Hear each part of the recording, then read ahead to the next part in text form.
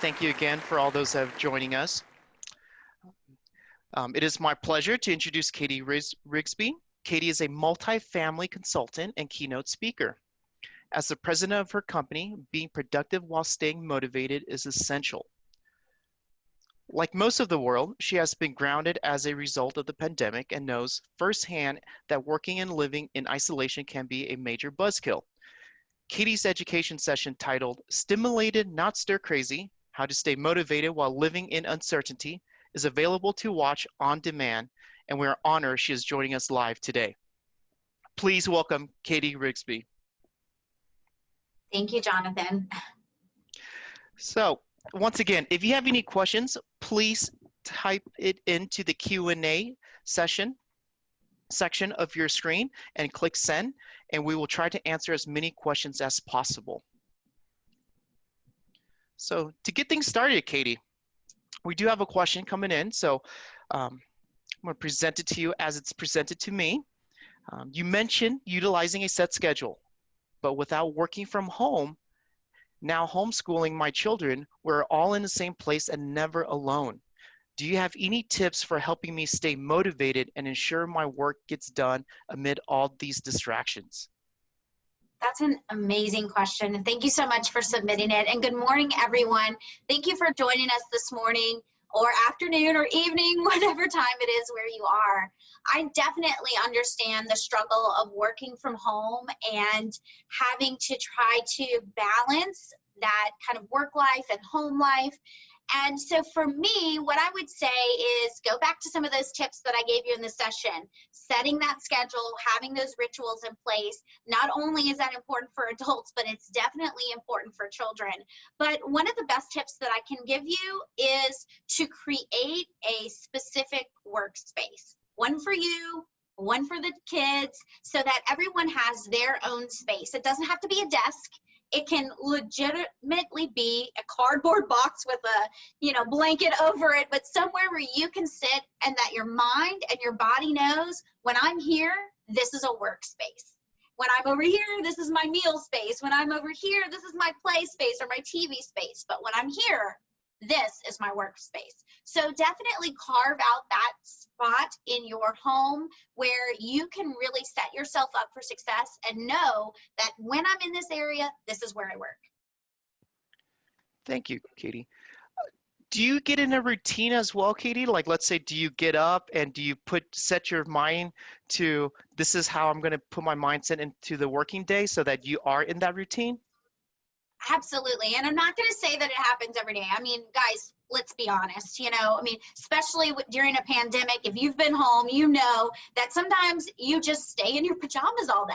Or I don't know, sometimes I stay in my pajamas all day. But ideally, yes, I get up, I prepare myself for the day. Sometimes I do some reading in the morning. I go through my devotional and kind of just prepare my mind for the day, and then I get ready for the day itself. But when I get ready to actually go to work, I have a ritual, I have a routine where one of my things is I open the blinds in my home, so a lot of natural light. I make myself a cup of coffee. I really use essential oils to kind of set the mood in my home. So if I want energy, I kind of use orange. If I'm feeling a little anxiety, maybe I'll use lavender.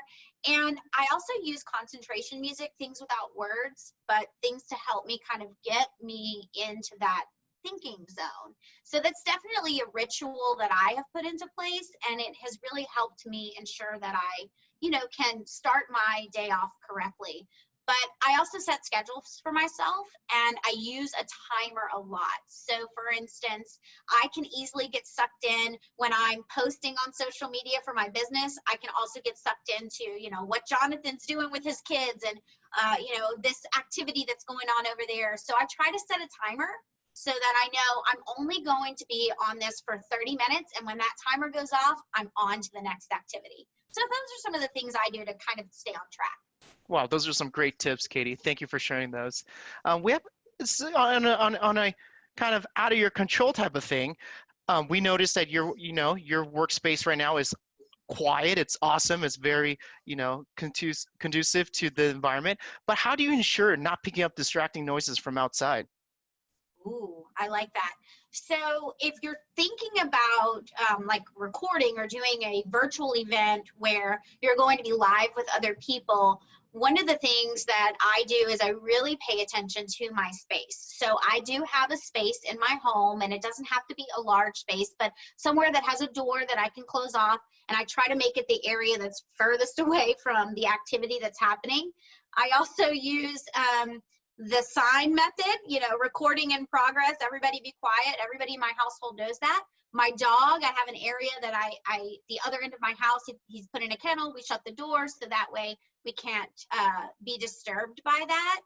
If you're thinking about just working in general and you're like, I can't be shut in a room all day, I have kids and family and all of that, I would say, again, really using those timers. Timers even work well with kids. And so you can say, mom needs an hour, or we're going to do this activity, and you can get them going on an activity and set that timer. Give them a time frame. If they know that they're going to get your attention in 30 minutes, 45 minutes, they're more likely to cooperate with you and give you the time that you need. The other thing is, my sister has two very small children, and a lot of times she does her best work in the bathroom. She hides she hides in the bathroom because that's the only way that they'll leave her alone. And sometimes she works from inside of her van in her driveway. So whatever works for you. I hear you. There's a follow-up question, actually. So, you shared a lot about how we could manage our workspace and ensure that we have a good working conditions, but what happens, or how do you get back on track if you have an unavoidable appointment, that interrupts your schedule? Like, do you readjust your schedule at home, or how do you get back on track so that you're back in focus? Sure. I think it depends on the task. One of the things that I have learned over the years is that I have to give myself a little more grace. And I am admittedly a workaholic. I came from a corporate environment where I was on call constantly. I would work sometimes, 80 hours a week, and I would get calls at 3 a.m. or whatever. And I came out of that and honestly had a little bit of a breakdown. And what I've realized is that time of rest is really important. And so I think if you get off track or you get interrupted, just recognizing how is that affecting you? And am I going to be most productive just throwing myself back into work right now? Or do I need to just take a breather and go, you know what? I'm going to start over tomorrow. Tomorrow's a new day. And really recognizing that in yourself. And it takes time, it takes practice, but it is something that if you learn to recognize those signals and give yourself that grace and the rest that you need, that you'll actually become more productive, because you'll be refreshed and ready when you get going the next day. Thank you. Well, now that you're all productive and all wound up, how do you wind down at the end of the day? To get back to that mental state to refresh. Well, people who know me, they go, Katie's always wound up. If you watched my session, you know that energy is not something that I suffer from a lack. Always at a 10, and so it's very hard for me sometimes to bring it down a notch. To be honest with you, for me, one of the things that I do to relax is veg out on my favorite TV series. I do enjoy a glass of wine from time to time.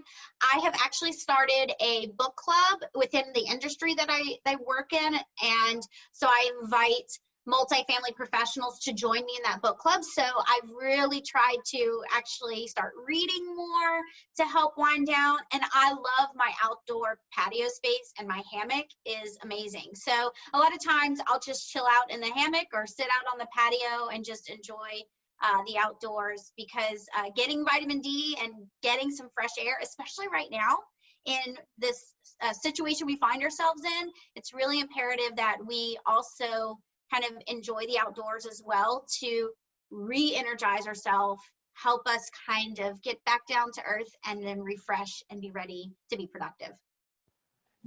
Would you say that you take a similar approach in connecting, let's say, with your family to re-engage your family, because your office is probably down the hallway or right next to you? How do you make sure that you reconnect with your family and also so that they don't feel neglected and they also have respect your boundaries because you are giving them the time?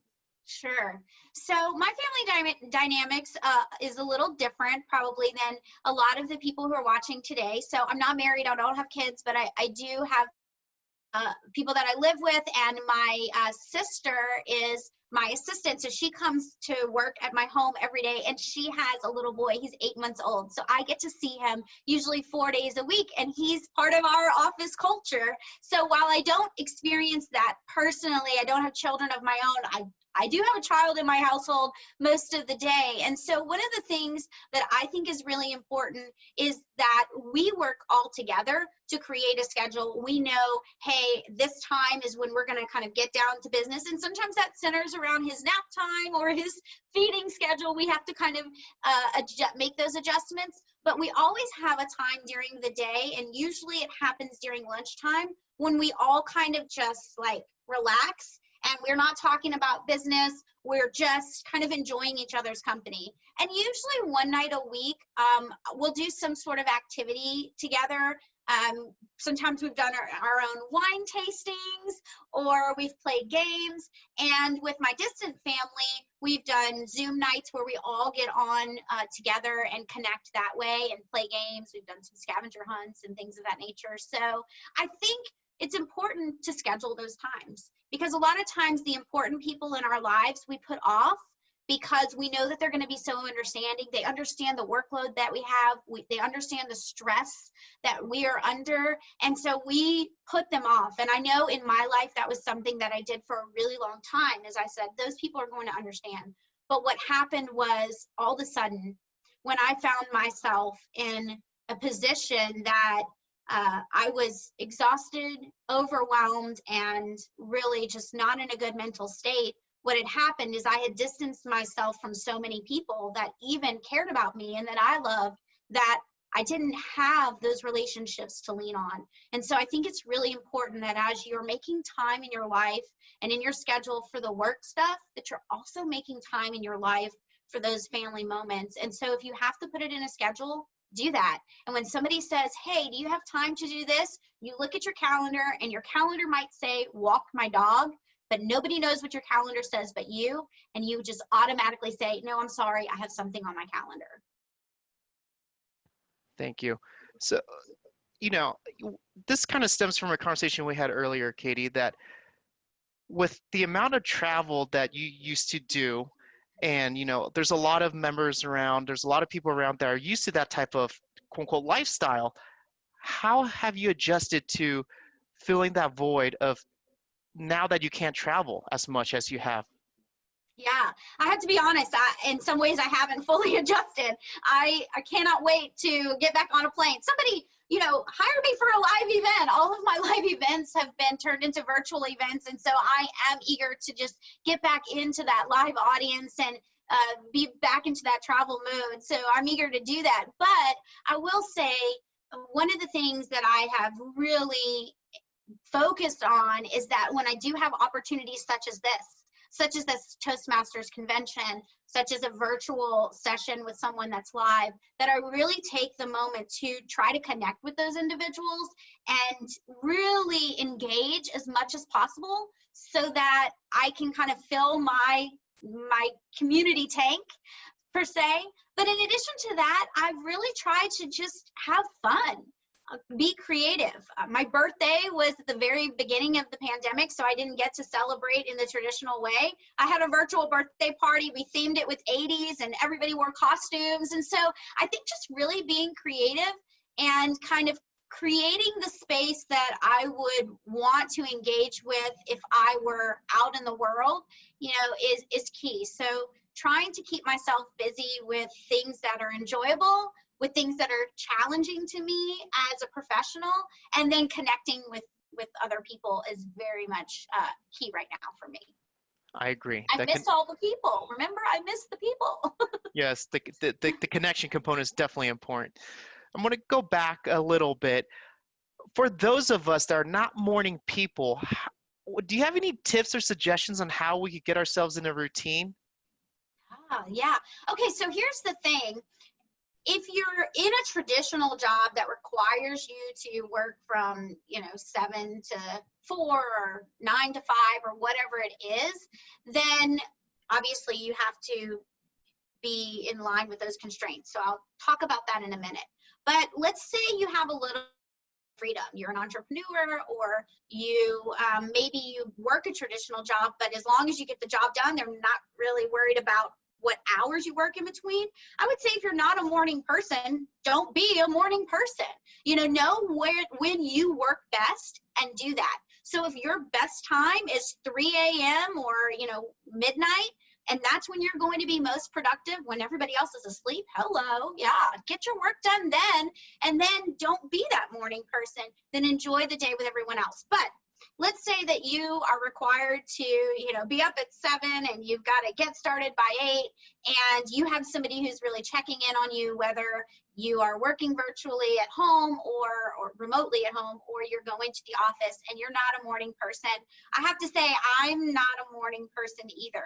I am the person who hits snooze.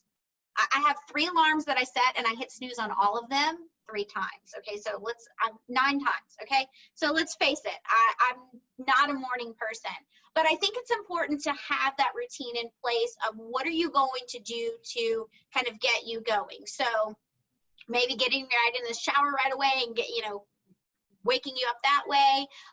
Whether it be, for me personally, what I do is when I wake up, I read my Bible every morning, but I do that in my bed. So I feel like I'm not necessarily like completely up, but by the time I finish it, I'm wide awake, I'm paying attention, and I can kind of start my day really right after that.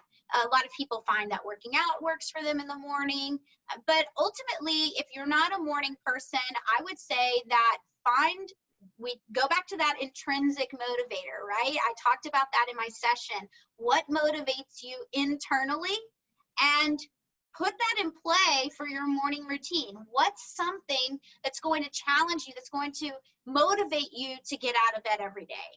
Maybe it's your dog that needs to go outside. They're very motivating when they want to go outside, right? So they make you that morning person. So start enjoying that. Maybe it's making a great breakfast for your kids, or maybe if you're like me, it's just being able to have that time alone. I really love that time alone before my household starts moving and people start coming over and we start working. I really cherish those 3 hours in the morning that I have all to myself. And so I look forward to those. And I know if I sleep through them, I miss them. So know what motivates you and use that in the mornings to get you going. Great. There's a couple more questions related to motivation. So I'm going to, one is, and get your input on this, Katie. We have a question. He is the oldest of several siblings. He wants to set a good example. Would you consider that pressure or motivation? I think it all depends on how you look at it, right? So in many ways, I can totally relate to that.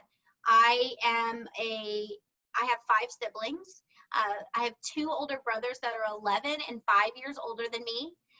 And so I was the youngest for a long time. And then my brothers moved out of the house and I became the only child for a little bit of the time. And then my mom had my 2 sisters that are 12 and 13 years younger than me. So I went from the youngest child to the only child to the oldest child in the household, and now I am the middle child. So I have all the syndromes, all the things that can be wrong with you, I have them, right? So I can totally relate from that pressure of there's people watching me and I want to be a good example.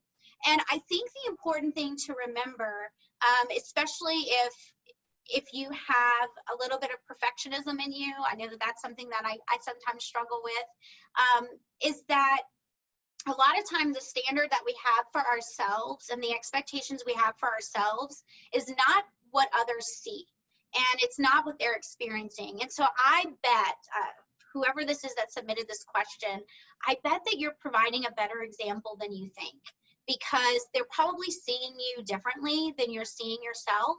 And if you already have it in your mind that you want to be a good example, then you are being a good example because you're very cognizant of that and you're paying attention to what you're doing. So I think that at times it can be stressful if we feel like we've made a mistake, or if we feel like we've messed up and we haven't done something that would be a very good example. But I want you to remember that it's all about the recovery, right? And so we're not expected in life to be perfect. We're going to make mistakes. We're going to hurt people's feelings. We're going to say things that we didn't intend or that were out of line even. But what's important is, how do we recover from that?